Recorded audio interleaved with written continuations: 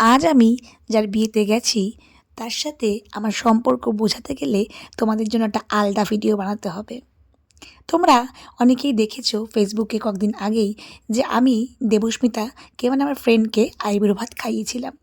তোমরা শুনলে অবাক হবে যে সেদিনই আমাদের ফার্স্ট মিট। আর প্রথম দেখাতেই ওকে আমার এত ভালো লেগেছে, মানে ও আমার এত আপন হয়ে গেছে, এত ক্লোজ হয়ে গেছে যে বলার বাইরে। যাই হোক, বিয়েতে আমি পরেছিলাম এই একটা পিওর সিল্ক টাইপের, মানে পিওর সিল্ক কাতার বেনারসি টাইপের শাড়িটা। তোমরা জানাবে যে এই শাড়িটা তোমাদের কেমন লাগলো। শুরুতেই আমি সেদিন স্টার্টার্স নিয়ে নিয়েছিলাম। আমি শুধু ফিশ ফ্রাই খেয়েছি, আর কিছুই খাইনি। আর স্টার্টার্সের এখানে ভিড় দেখো। আসলে বিয়েবাড়িতে গিয়েই মানে মানুষের মেন কোর্সের থেকে দেখবে স্টার্টার্সের প্রতি একটু বেশি ঝোঁক থাকে। তারপরে আমি নিয়ে নিয়েছিলাম একটা কোল্ড ড্রিঙ্কস। এখানে কোল্ড ড্রিঙ্কস খাচ্ছিলাম আর সবার সাথে গল্পগুজব করছিলাম। অনেকের সাথেই দেখা হয়েছিল, চেনা পরিচিত। আর তার মধ্যে আমার দেখা হয়ে গেছিলো সেদিন, মানে আমার ফ্রেন্ড আর কি, মানে আমরা 4 জনের যে ফ্রেন্ডের গ্রুপ আছি তার মধ্যে তাকে তোমরা সবাই চেনো, সে হলো সুচন্দ্রা।